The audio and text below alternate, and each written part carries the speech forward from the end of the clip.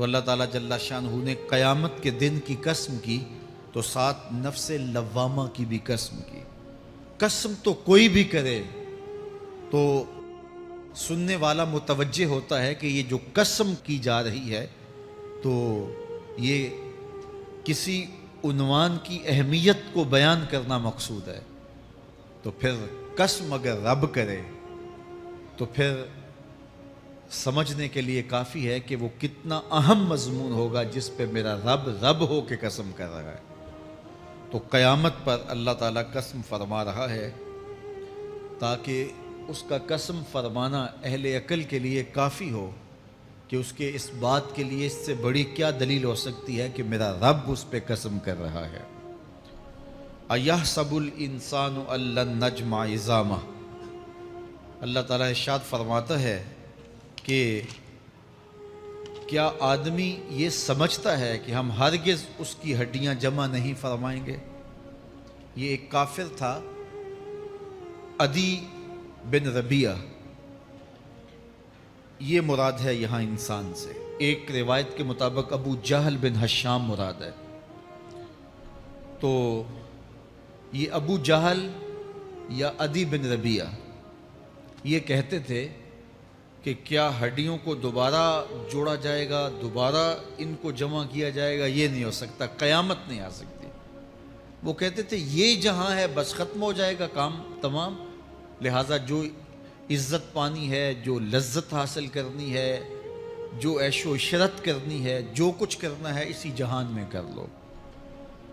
آج کل بہت سارے لوگوں کا رویہ بھی یہی ہے کہ بس ٹھیک ہے یہ دنیا ہی سب کچھ ہے، آخرت بس ایک اعتقاد کی حد تک ذہن کے کسی گوشے میں ہے، 2 لمحوں کے لیے خیال آیا تو رک گئے، پھر اپنی وہی ڈگر کی زندگی۔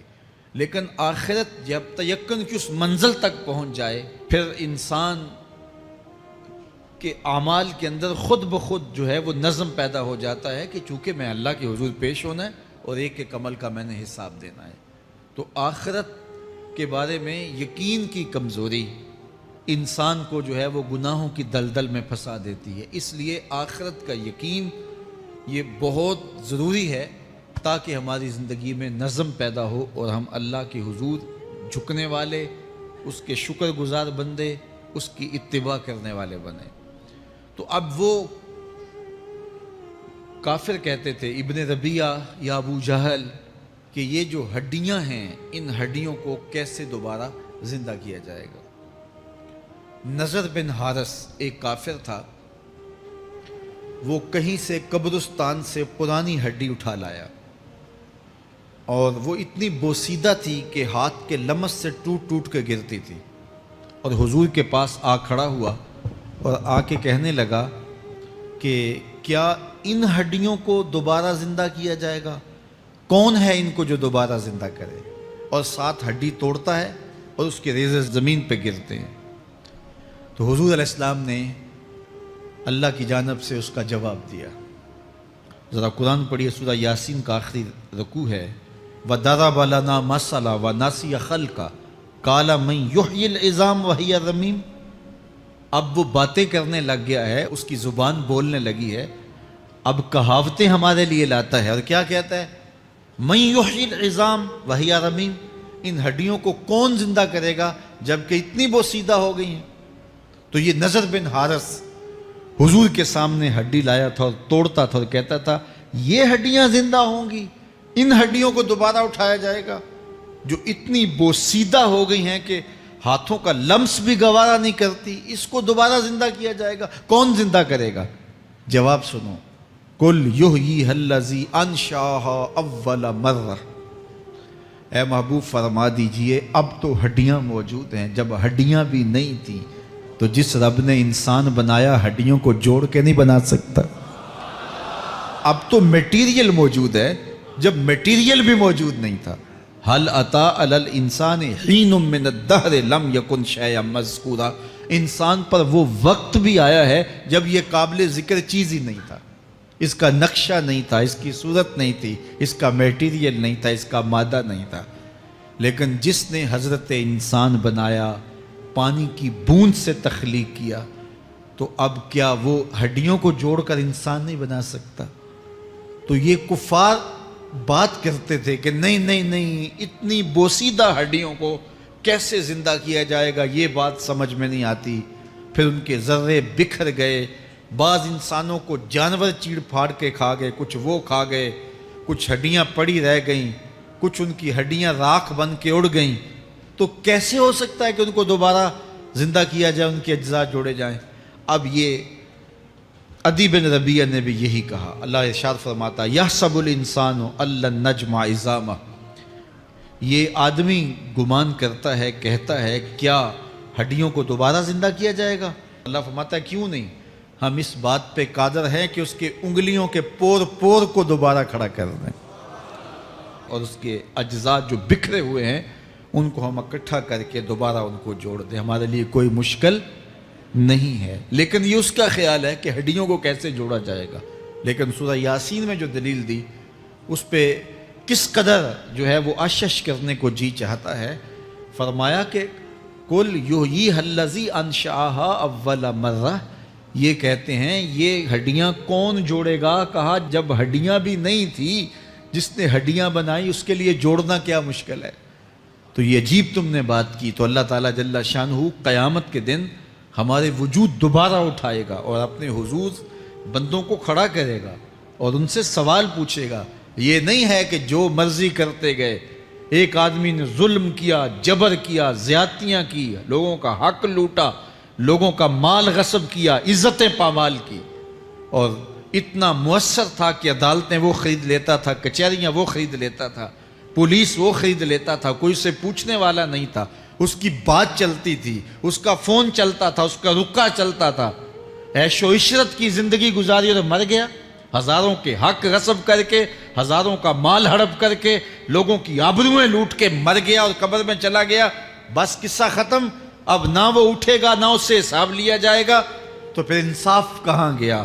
ایک عدالت ایسی ہونی چاہیے کہ جس عدالت میں اس کو بھی پکڑا جائے اور ٹکٹکی پہ باندھا جائے کہ دنیا پر تو کسی نے تجھے پکڑا نہیں، آ اس عدالت میں تیرے خلاف سلطانی گواہ بھی موجود ہیں اور تجھے گناہوں کا، جرم کا بدلہ بھی دیا جائے گا، اور منصف جو ہے وہ انصاف کرے اور ان مظلوموں کو کھڑا کیا جائے کہ دنیا پر تو تمہاری داد رسی کسی نے کی، اس دربار میں تمہاری پوری پوری داد رسی کی جائے گی۔ عقل مانتی ہے کہ ایک ایسا دربار ہونا چاہیے، ایسا احتسابی عمل ہونا چاہیے، ایک ایسی عدالت لگنی چاہیے کہ جس کا کہیں جسے انصاف نہیں ملا اس کو وہاں جا کے انصاف ملے، اور وہ دن قیامت کا دن ہے۔ اس کا یقین زندگی میں نظم پیدا کر دیتا ہے اور تھر تھر بدن کانپتا ہے کہ آج اگر ہم مؤثر بھی ہو جائیں اور کسی کے سامنے جواب دہ نہ ہوں، لیکن ایک عدالت تو ہے جہاں ہم نے جواب دہ ہونا ہے اور اپنے ایک ایک عمل کا حساب دینا ہے۔ تو اللہ ارشاد فرماتا ہے کہ اس عدالت کے سامنے تم نے پیش ہونا ہے، تمہارے جوڑ جوڑ کو اللہ تعالیٰ دوبارہ کھڑا کرے گا اور اس کو دوبارہ تخلیق کرے گا اور پیدا کرے گا، اور تم دوبارہ کھڑے ہو جاؤ گے، اس کے حضور پیش ہوگے۔ بل یرید الانسان لیفجر امامہ، بلکہ آدمی چاہتا ہے کہ اس کی نگاہ کے سامنے بدی کرے۔ استغفر اللہ۔ یہ ایک ظالم کافر تھا، وہ حضور کی خدمت میں آیا، کہنے لگا میں نہیں مانتا قیامت آئے گی۔ حضور نے اس کو دلائل دیے، تو جب دلائل کے سامنے بے بس ہو گیا تو کہنے لگا کہ جس قیامت کی آپ بات کرتے ہیں وہ قیامت آ بھی گئی تو میں نہیں مانوں گا۔ اللہ اکبر۔ تو وہ انکار کرنے والوں کی انتہا ہوتی ہے، اور ذرا دیکھیے وہ کیا بول رہا ہے، بل یرید الانسان لیفجر امامہ۔ اس کی سرکشی دیکھیے، اس کا تمرد دیکھیے۔ وہ کہتا ہے اچھا اگر قیامت قائم ہوئی تو یہ گناہ، یہ جرم، یہ بدی، یہ بدکاریاں، یہ ظلم جو میں کرتا ہوں، یہ بدکاریاں رب کے سامنے کروں گا۔ کیسی ڈٹائی ہے، مذاق اڑاتا ہے، تمسخر اڑاتا ہے آخرت کا۔ کہتا ہے جو بدیوں کا کاروبار میں نے گرم کیا ہے، جو بدکاریاں میری زندگی کا معمول ہیں، جو دادے عیش دیتا ہوں، جو عزتوں کو پامال کرتا ہوں، جو غریبوں کے پنجے توڑتا ہوں، جو لوگوں کا حق غصب کرتا ہوں، جو برائیاں کرتا ہوں، اگر قیامت قائم بھی ہو گئی تو میں یہ سارے جرم رب کے سامنے کروں گا، پھر وہ مجھے پکڑ کے دکھائے۔ اللہ اکبر۔ یسأل ایان یوم القیامہ، پھر پوچھتا ہے اچھا قیامت کب آئے گی؟ یہ تمسخر کے طور پہ پوچھتا ہے، لاؤ نہ قیامت، کب آئے گی قیامت، میں جرم رب کے سامنے کرنا چاہتا ہوں۔ اللہ اکبر۔ اب جواب سنیے، اب لفظوں کا ترجمہ اس زور سے کیا ہی نہیں جا سکتا جس زور کے لفظ ہیں۔ وہ کہتا ہے قیامت کب آئے گی، میں تو یہ جرم رب کے سامنے کرنا چاہتا ہوں، کوئی قیامت نہیں ہے، مذاق اڑاتا ہے، قیامت کب آئے گی؟ آواز آئی فَإِذَا بَرِقَ الْبَصَرُ وَخَسَفَ الْقَمَرُ وَجُمِعَ الشَّمْسُ وَالْقَمَرُ۔ جب قیامت آئے گی تو آنکھیں چندھیا جائیں گے، چاند بے نور ہو جائے گا، سورج اور چاند اکٹھے ہو جائیں گے۔ یقول الانسان یومئذ این المفر۔ آج جو کہتا ہے کہاں ہے قیامت، اس دن بھاگتا پھرے گا، کوئی پناہ گاہ ہو بتاؤ، کوئی ہے ٹھکانہ چھپنے کا، کوئی پناہ گاہ ہے؟ کلا لا وزر، آواز آئے گی کوئی ٹھکانہ نہیں ہے، آج کوئی ٹھکانہ نہیں ہے۔ الی ربک یومئذ المستقر، اگر ٹھکانہ ہے تو صرف رب کے پاس ہے، انہیں ٹھکانہ ملے گا جو رب کے بندے ہیں اور اس کی دہلیز پہ آنے والے ہیں۔ یُنَبَّأُ الْإِنسَانُ یومئذ بما قدم وأخر، اللہ تعالیٰ اس دن بتا دے گا جو آگے بھیجا اور وہ بھی بتا دے گا جو پیچھے چھوڑا، ایک ایک چیز تشت ازبام ہو جائے گی۔ یوم تبلی السرائر فما لہ من قوت ولا ناصر، اللہ فرماتا سارے راز کھل جائیں گے، جو بند کمروں میں جرم کیے داد عیش دیتا رہا وہ بھی کھل جائیں گے، اور پھر کوئی طاقت نہیں ہوگی، کوئی زور نہیں ہوگا، کوئی زر نہیں ہوگا جو اس کو بے نقاب ہونے سے بچا سکے۔ اے داور حشر میرا نامہ اعمال نہ پوچھ، اس میں کئی پردہ نشینوں کے بھی نام آتے ہیں۔ تو وہ کتنا سخت دن ہوگا، ارشاد فرمایا جائے گا کہ جو آگے بھیجا، جو پیچھے چھوڑا، جو جرم کرتا رہا، جو نیکیاں کی، جو برائیاں کی، سب کچھ تشت ازبام ہو جائے گا۔ بل الانسان علی نفسہ بصیرہ، بلکہ آدمی خود اپنے حال پر اچھی طرح خود آگاہ ہے۔ ہم اسے نامہ اعمال کے دفتر دیں گے جہاں سب کچھ لکھا ہوگا۔ قرآن بتاتا جب نامہ اعمال سامنے آئے گا تو وہ بے ساختہ پکار اٹھے گا، ما لہذا الکتاب لا یغادر صغیرۃ ولا کبیرۃ الا احصاها، ہائے اس کتاب کو کیا ہوا، اس نے چھوٹی بڑی کوئی بات نہیں چھوڑی، سب کچھ لکھ دیا۔ نامہ اعمال سامنے ہوگے، زمین بولے گی، ہاتھ پاؤں بولیں گے، فرشتے بولیں گے، کرامن کاتبین بتائیں گے یہ کیا کیا جرم کرتا رہا، کیا کیا گناہ کرتا رہا۔ تو اس دن ہر شے سامنے آ جائے گی، تو یہ تو ثبوت ہوں گے ہی ہوں گے، لیکن اللہ فرماتا ہے ثبوت تو اپنی جگہ، لیکن بل الانسان علی نفسہ بصیرہ، کیا انسان کو خود نہیں پتا کہ وہ کہاں کھڑا ہے؟ اس کو اپنے جرائم کی فہرست خود یاد ہے، اس کے ضمیر پہ خود اس کا بوجھ موجود ہے، اسے یہ نامہ اعمال نہ بتاتے، فرشتے نہ بتاتے، پھر بھی اسے پتا تھا کہ میں کیا ہوں اور کہاں میں نے جرم کیا ہے۔ وَلَوْ أَلْقَى مَعَاذِيرَهُ، اللہ اکبر، اگر اس کے پاس جتنے بہانے ہوں سب لا ڈالے، جب بھی کوئی اس کا بہانہ نہیں سنا جائے گا۔ قیامت کا دن ہوگا، دنیا کے اوپر تو بہانوں سے انسان بچ نکلتا ہے، کوئی جھوٹ بول لیا، کوئی جھوٹا گواہ پیش کر دیا، کوئی مکر کر لیا، کوئی رشوت چل گئی، کوئی سفارش کام آ گئی، کوئی بہانہ تراش لیا، بات کو توڑ موڑ کے پیش کر لیا۔ لیکن قیامت کا جب دن ہوگا تو کوئی نہ جھوٹا گواہ چلے گا، نہ رب کی پولیس رشوت لیتی ہے، نہ وہاں انصاف کے خلاف کوئی کام ہوگا، اور نہ ہی کوئی بہانہ چل سکے گا۔ اللہ اکبر۔ دوسری بات مفسرین نے یہ بھی لکھی کہ بعض اوقات یہ ہوتا ہے کہ انسان اپنے گناہ پر، اپنے جرم پر کوئی بہانہ تلاش کر کے لوگوں کو مطمئن کر لیتا ہے۔ جو اس نے جرم کیا، کسی سے زیادتی کی، کسی کا حق غصب کیا، تو لوگوں نے ملامت کی تو وہ کوئی بہانہ تلاشتا ہے اور لوگوں کو مطمئن کر لیتا ہے۔ بعض اوقات لاجواب کر دیتا ہے، بعض اوقات مطمئن بھی کر لیتا ہے۔ وہ لوگوں کو تو مطمئن کر لیتا ہے لیکن وہ خود مطمئن نہیں ہو سکتا۔ جس نے جرم کیا ہوتا ہے، جرم اس کو اندر سے ڈستا رہتا ہے، اس کا ضمیر اس کو ٹھوکریں مارتا رہتا ہے، اندر کی بے چینی اسے تنگ کرتی رہتی ہے، اگرچہ وہ دلائل سے، مکر و فریب سے باتوں کو توڑ موڑ کے عذر کر لیتا ہے، کوئی بہانہ بنا لیتا ہے، لیکن اس کے باوجود اس کے اندر کوئی چین، اندر کوئی اطمینان نہیں ہوتا۔ اللہ اکبر! تو مجرم بے چین رہتا ہے۔ آج ہماری بے چینیوں کا ایک سبب ہمارا مالک کی دہلیز سے منہ موڑنا اور بہت سارے دیدہ نادیدہ گناہوں کا ارتکاب کرنا ہے۔ جب ہم سے سستیاں ہو جاتی ہیں، کوتاہیاں ہو جاتی ہیں، تو وہ گناہ ہمارا پیچھا نہیں چھوڑتے اور ہمیں بے چین اور مضطرب رکھتے ہیں۔ تو بعض اوقات جو ہے وہ ہم کہتے ہیں کہ پتہ نہیں بے چینی کیا ہے۔ بے چینی گناہوں کی ہے۔ گناہ طبیعت میں بے چینی پیدا کر دیتا ہے، سکون نہیں آنے دیتا۔ اطمینان کی دولت چھن جاتی ہے جب کوئی شخص گناہ کرتا ہے، اور یہ لازمی نہیں ہے کہ وہ کسی کا حق غصب کرے، اس نے کسی کی عزت ہی پامال کی ہو، اس نے کسی کی آبرو پہ حملہ کیا ہو۔ اگر نماز چھوڑی ہے تو بے چینی یہ بھی کم نہیں ہے، یہ رب کی نافرمانی ہے۔ اگر اس کی نظر بھٹکی ہے تو یہ بھی کم بے چینی نہیں دیتی۔ اگر اس کا خیال بہکا ہے، اس نے زبان سے کسی کو دکھ دیا ہے، اس نے کسی کے لیے سب و شتم کا انداز اختیار کیا ہے، گالی گلوچ کا رنگ اختیار کیا ہے، تو پھر کیا ہوا کہ یہ بے چینی اندر کو توڑتی رہتی ہے۔ انسان چلتا پھرتا ہے لیکن اسے طمانیت نہیں ملتی، اسے سکون نہیں ملتا۔ سکون کب ملے گا؟ سکون تب ملتا ہے جب کسی سے زیادتی کی ہو تو اس سے جا کے معافی مانگ لی جائے، اور اس لجاجت کے ساتھ معافی مانگی جائے کہ وہ مجبور ہو جائے معاف کرنے پہ، تو پھر اندر طمانیت اتر جاتی ہے۔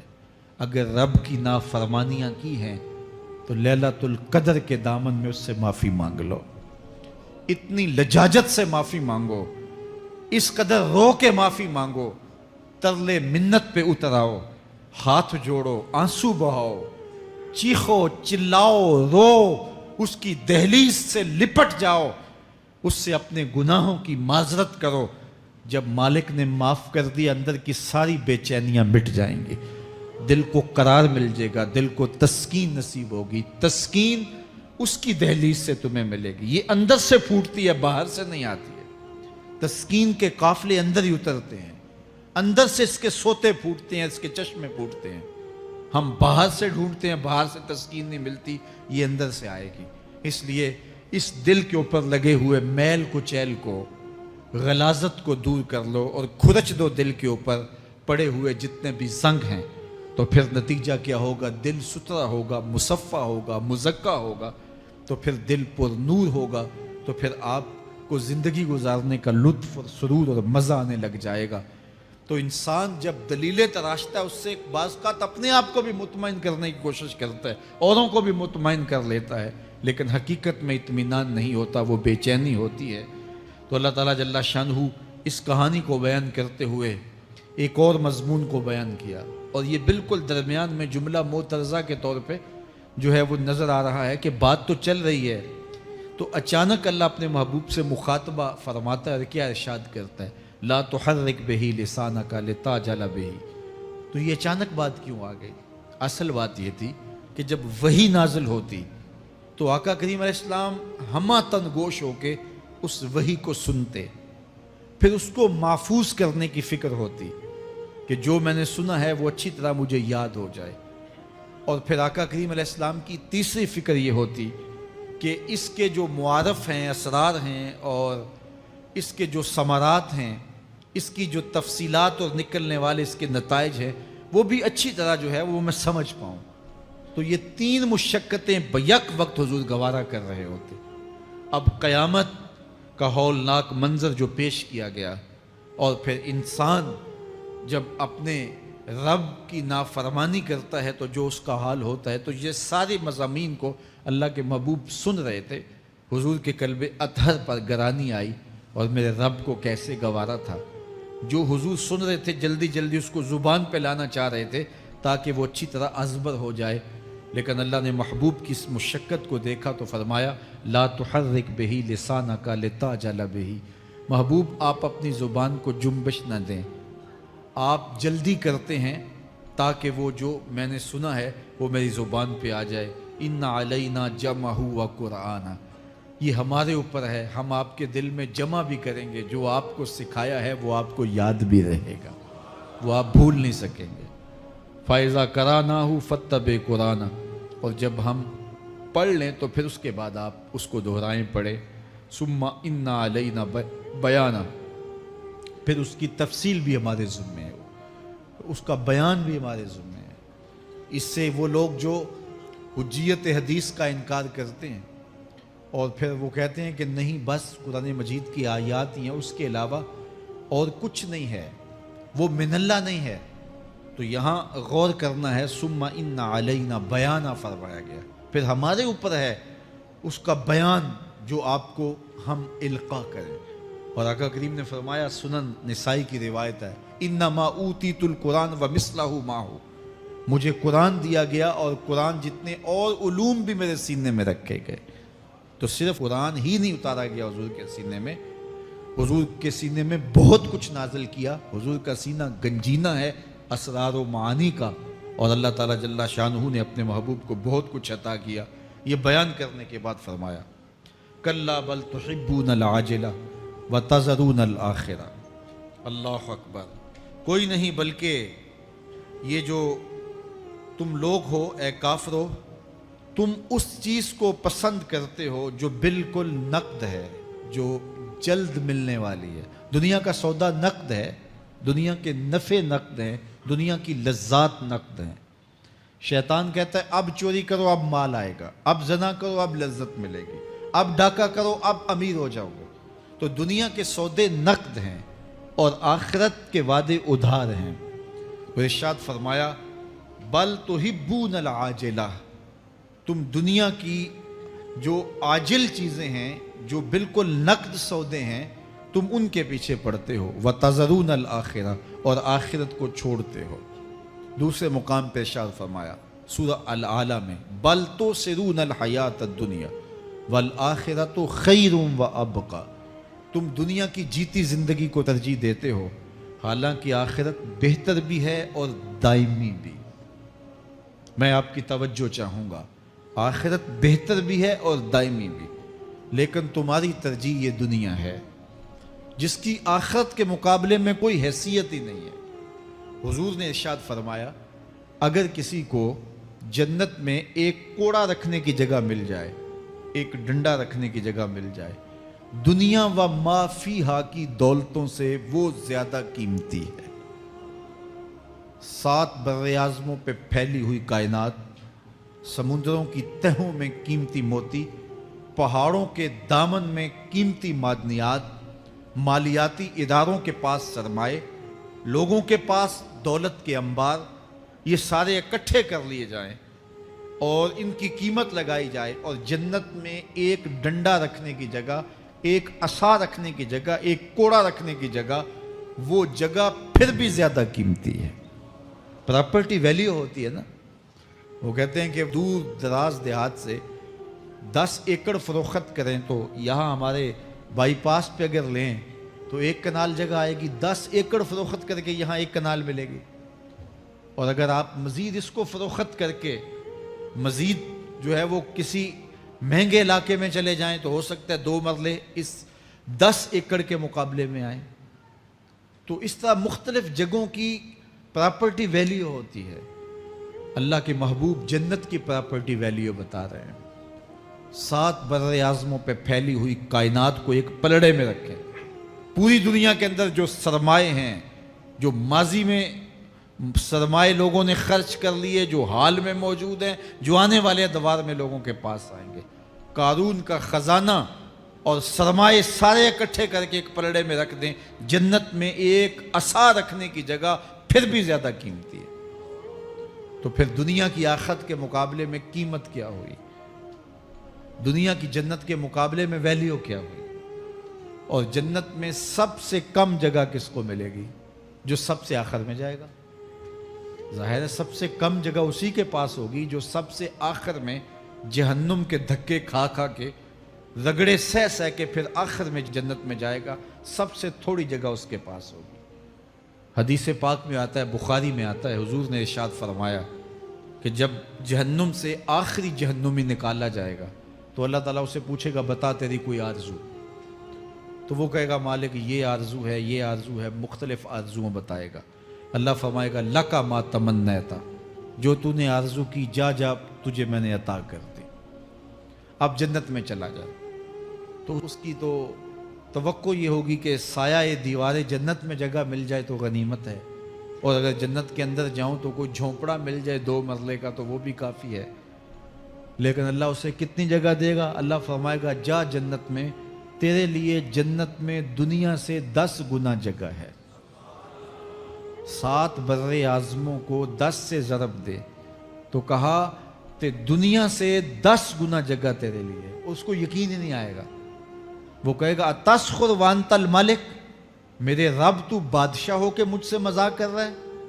اللہ فرمائے گا نہیں، تیرے لیے 10 گنا جگہ ہے، اور اس کے لیے 10 گنا جگہ ہوگی جو سب سے آخر میں جنت میں جائے گا۔ میں آپ کی توجہ چاہوں گا، جو آخری جنتی ہے اس کے پاس کتنی جگہ ہوگی، کتنی پراپرٹی ہوگی؟ آج تو 2 10 20 50 مربع کسی کے پاس ہوں تو وہ اتراتا ہوا چلتا ہے کہ میں اتنا بڑا ذمہ دار ہوں۔ جنت میں آخری جنتی کی جگہ کتنی ہوگی؟ دنیا سے 10 گنا جگہ۔ تو داتا گنج بخش علی حجویری کی جاگیروں کا عالم کیا ہوگا؟ بابا فرید الدین گنجے شکر کی جاگیروں کا عالم کیا ہوگا؟ پھر اصحاب رسول کی جاگیروں کا عالم کیا ہوگا؟ قیمتی کتنی جگہ کہ ایک ڈنڈا رکھنے کی جگہ مل جائے، دنیا و ما فیہا سے وہ قیمتی، اور وہ قیمتی جگہ دنیا سے 10 گنا جگہ اس کو دی جائے گی جو سب سے آخر میں جائے گا۔ تو مجھے بتائیے اس سے بڑا بے وقوف کوئی ہے جو آخرت کو برباد کر کے دنیا کا سودا کرتا ہے؟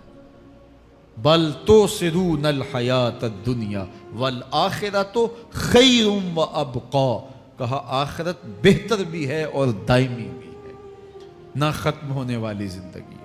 تو یہاں بھی ارشاد فرمایا کلا بل تحبون العاجلہ وتذرون الآخرہ، تم نقد کے پیچھے دوڑتے ہو، آخرت جو ادھار ہے اس کی پرواہ نہیں کرتے ہو۔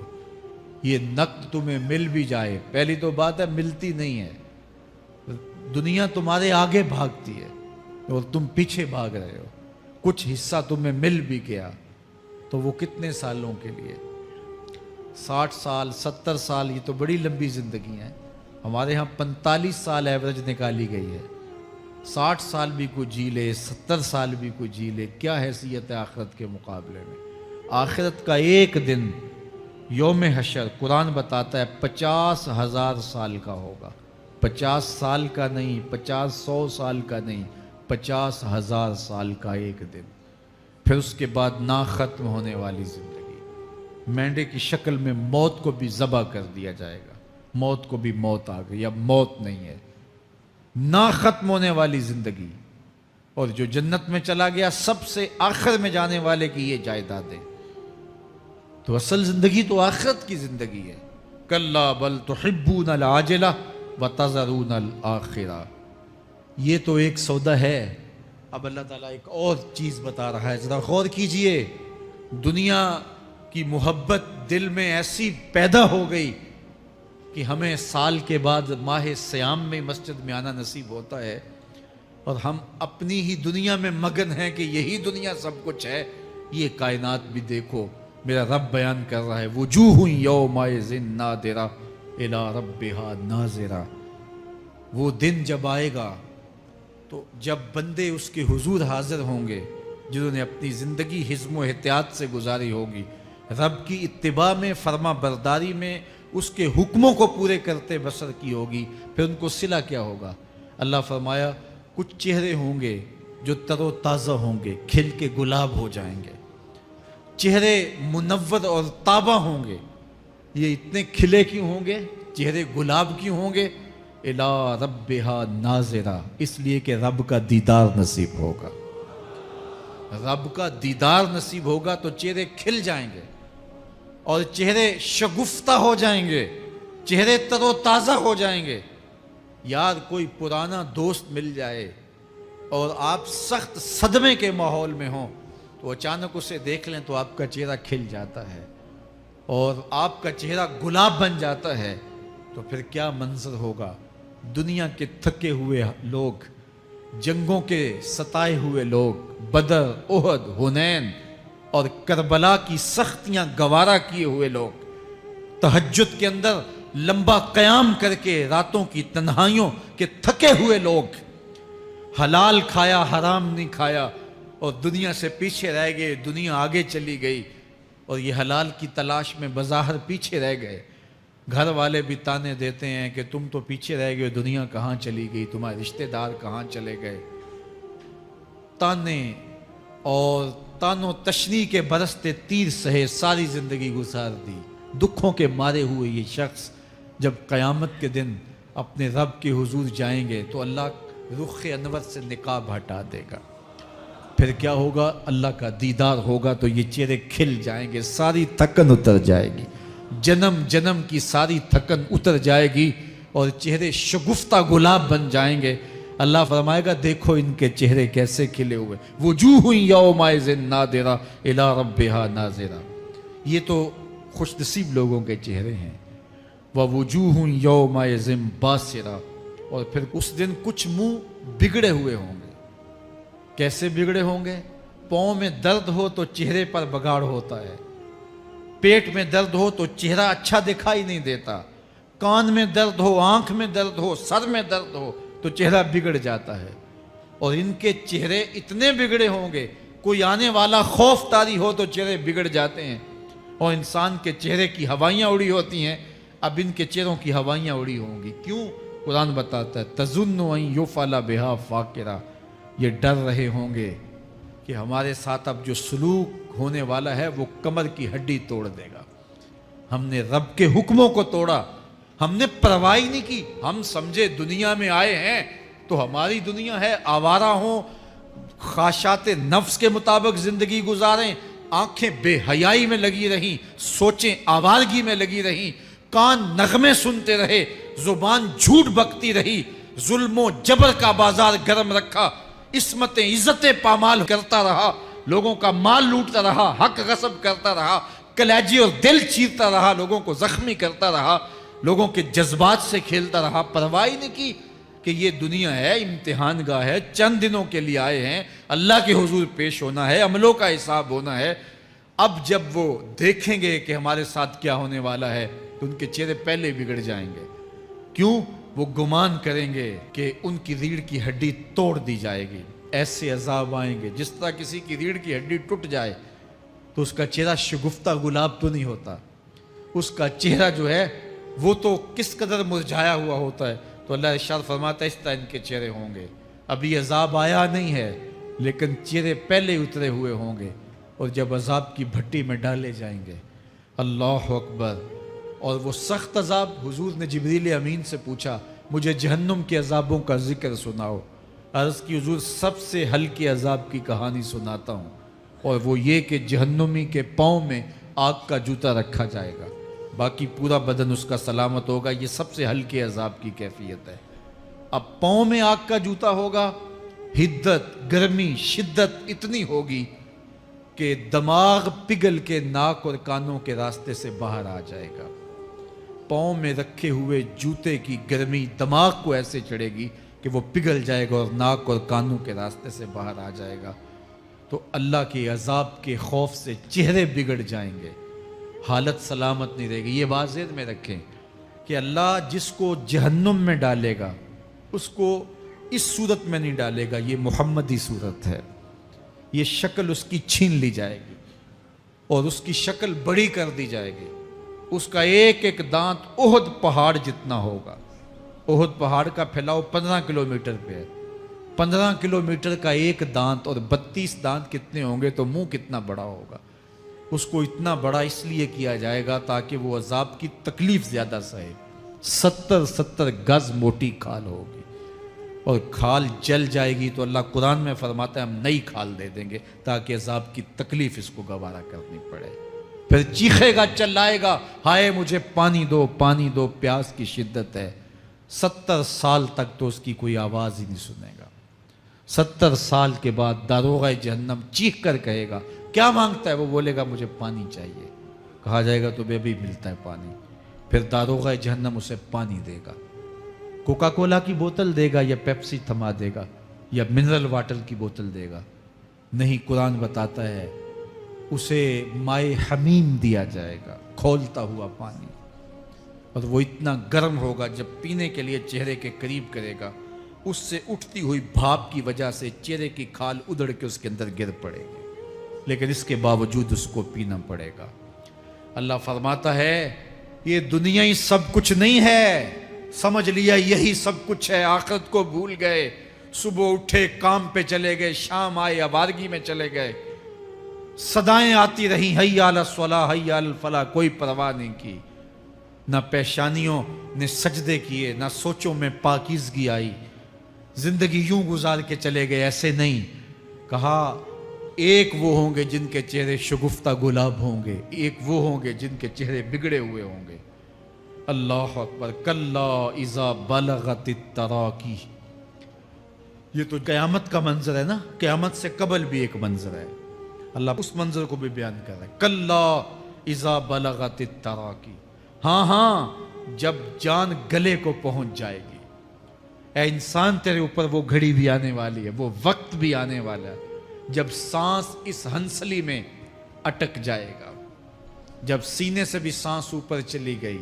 अब डॉक्टर भी लाइलाज करार दे रहे हैं कि अब इलाज नहीं रहा है, जान बस अब निकलना चाह रही है, और कहा जाएगा कोई झाड़ फूंक वाला बुलाओ। अब डॉक्टरों ने तो जवाब दे दिया, अब सांस अटक गई गले में, चंद लम्हों की मेहमान है। अब डॉक्टरों ने कहा अब हमारी जानब से ला इलाज हो गया, अब ले जाओ इसको घर या वेंटिलेटर पे डाल देते हैं इसको, बस अब हमारी जानब से कोई इसका इलाज नहीं है। अब घर वाले रोते हैं, कहते हैं कोई झाड़ फूंक वाला लाओ, कोई दम वाला लाओ, शायद वो कोई दम करे तो इसकी जान में जान आ जाए। डॉक्टरों ने तो लाइलाज करार दे दिया। वह ज़न्ना अन्नहुल फिराक, अल्लाह फरमाता है ये तो झाड़ फूंक वाले को ढूंढ रहे हैं, लेकिन जिसकी सांस यहाँ अटकी है वो समझ गया है अब मौत आ गई है, उसको यकीन हो गया है कि अब मौत के लम्हे आ गए हैं, अब मैं बच नहीं पाऊंगा। अब आंखें ताड़े लगी हुई हैं। वल तफ़्फ़ति साक़ु बिस्साक़, पिंडली पे पिंडली चढ़ रही है। जब मौत आ जाती है तो फिर पिंडली से पिंडली लिपट जाती है, उसको फिर जुदा करते हैं और जुदा करके दोनों अंगूठे बांध देते हैं ताकि पिंडली के ऊपर पिंडली न चढ़े। अल्लाह वो मंजर बयान करता है, साहेब ये वक्त आने वाला है जब दोनों अंगूठे बांध दिए जाएंगे, जब नाक में रुई ठोंस दी जाएगी, जब चिट्टे लिबास में कफन दिया जाएगा, जब गस्साल के सामने बेबस पड़े होंगे, वो चाहे ये बाजू उठाए चाहे ये बाजू उठाए, गर्म पानी डाले या सर्द पानी डाले, जब बस पड़े हुए होंगे जो है वो गुस्ल देने वालों के, और नाक में रुई होगी और दोनों अंगूठे आपस में बंधे होंगे। ये महल, ये माड़ी, ये कोठियां, ये बंगले जिसको सवेर शाम लग के हलाल हराम की तमीज़ किए बगैर बनाया था, गौसे आज़म रदी अल्लाह ताला अन्हु बोले मकान बना रहा है, बसेंगे और हिसाब तू जाके देगा, और ये तो एक रात भी तुझे उस घर के अंदर नहीं रखेंगे कि चलो एक रात मेहमान रख लें। कहते हैं नहीं नहीं, मेहमानों ने भी जाना है तो जल्दी करो, इसको सुपुर्द कराओ, वो तो तेरा लिबास भी फाड़ के उतारेंगे, खुद गुस्ल देने के लिए तैयार भी नहीं है, तुझसे खौफ आने लगा है। ਜਾਂਦੀ ਵਾਰੀ ਡਰਾਉਣਾ ਬਨਿਓ ਤੇ ਹੱਥ ਨਾ ਲਾਂਦੇ ਡਰਦੇ, जिन्ना लई तू पाप कमाए आज कित्थे नहीं तेरे कर दे। आज तो वो तेरे साथ तुझे गुस्ल देने के लिए आमादा नहीं है। वल तफ़्फ़ति साक़ु बिस्साक़, जब पिंडली पे पिंडली चढ़ने लग जाएगी, इला रब्बिका यौमइज़िनिल मसाक़, उस दिन तेरे रब की तरफ ही लौट के जाना है। फला सद्दक़ वला सल्ला, उसने ना तो सच माना और ना नमाज पढ़ी, वलाकिन कज़्ज़ब व तवल्ला, हाँ जुटलाया और मुंह फेर के चल पड़ा। सुम्मा ज़हब इला अहलिही यतमत्ता, फिर अपने घर को अकड़ता हुआ चला। औला लका फ़औला सुम्मा औला लका फ़औला, तेरी खराबी आ पहुँची, हाँ तेरी खराबी आ पहुँची। अयहसबुल इंसान व युतरका सुदा, इंसान दुनिया में ये गुमान करता है उसको सुदा छोड़ दिया जाएगा। सुदा अरबी में ऐसे ऊँट को कहते हैं जिसकी महार किसी के हाथ में ना हो, शुतरे बेमहार, جہاں مرضی جس گھاٹ سے چاہے پانی پیے، جہاں سے مرضی چارہ لے، تو شتر بے مہار کو کہتے ہیں سدا۔ تو یہ انسان بھی گمان کرتا ہے کہ میں بھی سدا ہوں، مجھے کوئی کیوں پوچھے، میرے جذبات پہ کوئی کیوں قدغن لگائے، مجھے کیوں روکے کوئی۔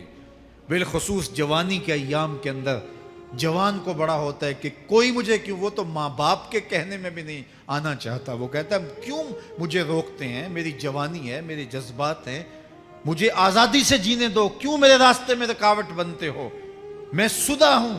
اللہ فرماتا ہے نہیں، ایک اونٹ تو سدا ہو سکتا ہے، جس کو میں نے اشرف المخلوقات بنایا ہے اس کو تو سدا نہیں چھوڑوں گا، اس کو تو پابند بناؤں گا حکام کا۔ اب وہ کہتا ہے کہ نہیں نہیں، یہ کیسے دوبارہ اٹھائے جائیں گے؟ اب دوبارہ وہی بات پھر آ گئی، الم یک نطفۃ من منی یمنا۔ اللہ فرماتا ہے ایک بوند تھی نا، پانی کا ایک قطرہ تھا جو رحم مادر میں رکھا گیا، ثم کان علقہ، پھر وہ پانی کا قطرہ لوتھڑا بنا، فخلق فسوی، پھر اللہ نے اسے پیدا فرمایا اور پھر ٹھیک ہموار کیا، فجعل منہ الزوجین الذکر والانثی، پھر اس سے وہ جوڑ بنائے، کوئی مرد بنایا کوئی عورت بنائی۔ کہا اب غور کر، اب تیری آنکھیں دیکھتی ہیں، بجلیاں چمکتی ہیں، تیری زبان کا طوطی بولتا ہے، لوگ اشش کرتے ہیں تیری گفتگو پہ، تیری گفتار پہ صدقے جاتے ہیں، تیرے لہجے کے جمال کو دیکھتے ہیں، تیرے سینے کا زور، تیرے پنجوں کی طاقت، تیری دماغ کی تیزیاں اور تیری سوچوں کے اجالے، تیری زوردار ٹانگیں، تیرے کڑیل بازو اور تیری چوڑی چھاتی اور تیرے گلاب کی پتیوں جیسے ہونٹ۔ اے انسان، یہ سب کچھ کہاں تراشا گیا؟ ماں کے رحم میں، اس تاریکی میں جو 3 پردوں میں تھی، تیرا سر تیرے گھٹنوں میں تھا، اور تیرے رب نے وہاں تیرے اندر نسوانیت یا رجولیت کی صلاحیتیں پیدا کی، تیری آنکھوں میں چمک پیدا کی، تیرے کانوں میں نغمے بکھیرے، تیری زبان کے پٹھوں پہ قوت ذائقہ رکھی، تجھے بولنے کی صلاحیت دی، تیرے پنجوں میں زور رکھا۔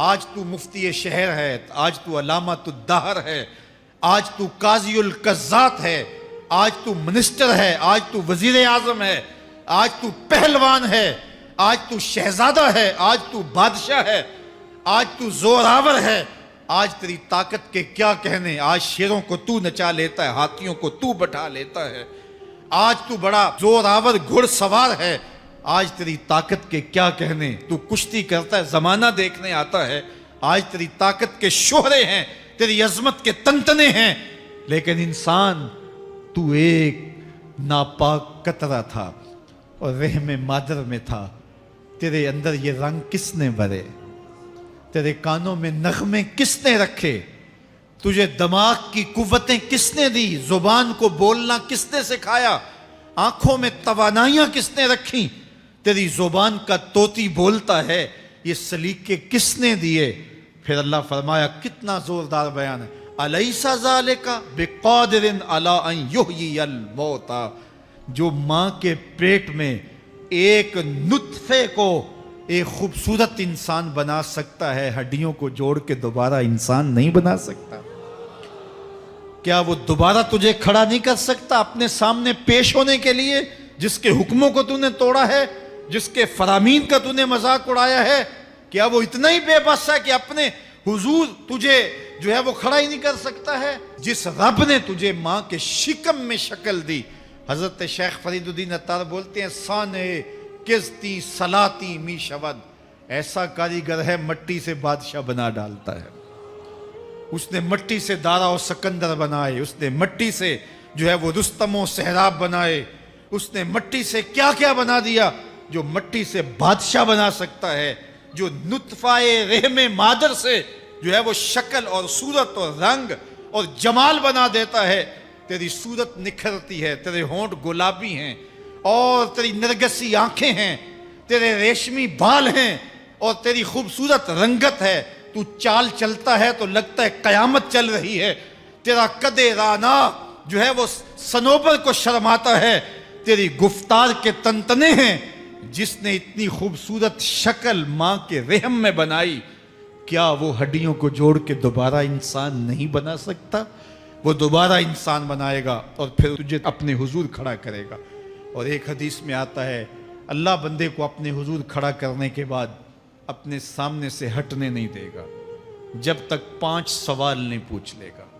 ان عمر ہی فیما افنا ہو، اس کی عمر کے بارے میں پوچھے گا کہاں ضائع کی؟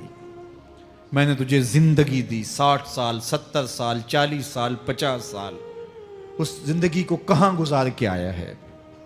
ان شباب ہی فیما ابلا ہو، اس کی جوانی کے بارے میں پوچھا جائے گا جوانی کہاں گزار کے آیا ہے؟